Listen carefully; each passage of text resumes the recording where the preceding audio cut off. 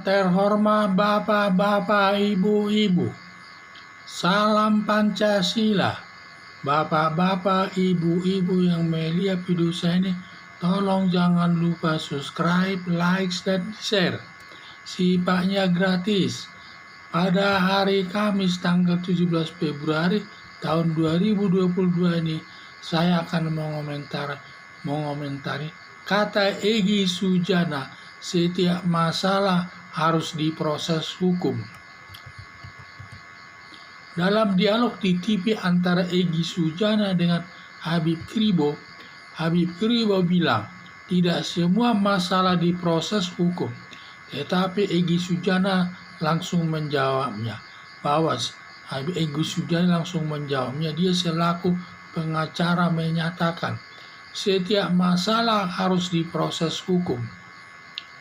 Pernyataan Egy Sujana tidak benar. Tidak setiap masalah diproses hukum dengan alasan hanya setiap perbuatan yang mengandung unsur kesalahan yang didukung minimal 2 alat bukti yang diproses sampai mendapat putusan hakim. Perbuatan yang dilaporkan ke polisi setelah diteliti laporannya atau pengaduan seseorang tidak ada unsur kesalahannya, tidak diproses polisi atau dihentikan polisi penyelidikannya.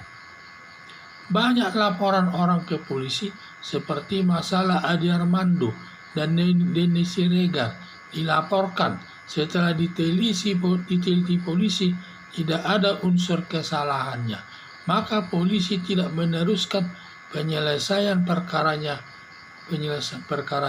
karena kalau diproses hukum setelah di pengadilan dibebaskan hakim yang membawa nama polisi dan jaksa bisa diperiksa intern dan sanksinya bisa turun pangkat atau dipecat.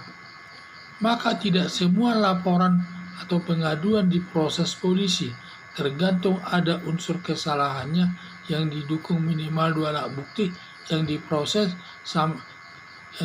sampai kepada jaksa dan hakim. Harapan saya Egy Sujana memberikan informasi hukum yang tidak benar kepada masyarakat, apalagi live di salah satu TV yang ditonton seluruh Indonesia. Jadi dengan dia melihat tidak semua masalah itu diproses hukum, karena ada juga masalah yang diproses hukum dan yang tidak diproses hukum. Perkara yang diproses hukum sampai ke polisi atau polisi, jaksa, dan hakim adalah suatu perkara di mana ada unsur kesalahannya, ditambah lagi didukung minimal 2 alat bukti. Baru perkara tersebut diproses sampai ke pengadilan dan dihukum hakim sesuai dengan perbuatannya.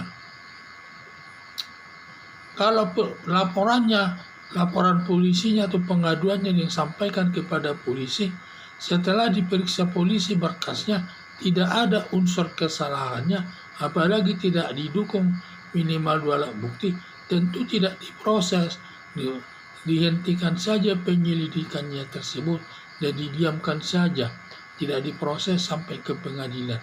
Karena kalau diproses nanti sampai ke pengadilan, sama juga nanti hakim membebaskan perkara tersebut. Kalau perkara bebas nanti di pengadilan, di mana polisi dan jaksa dapat diperiksa secara intern oleh pejabatnya dan bisa nanti berakibat turun pangkat dan juga dipecat.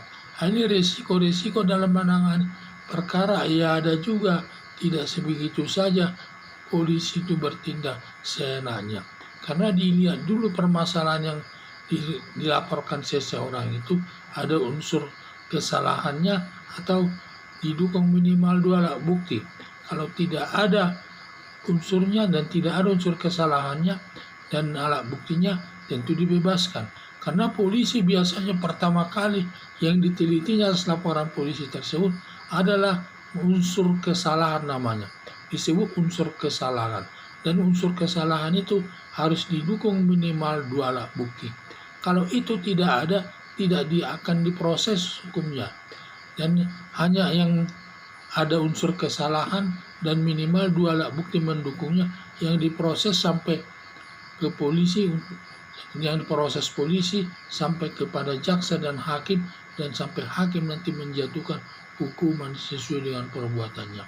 Selama tidak ada unsur kesalahannya, polisi tidak akan memeriksa perkara tersebut, didiamkan saja karena perkara tersebut dianggapnya tidak ada nilai hukumnya.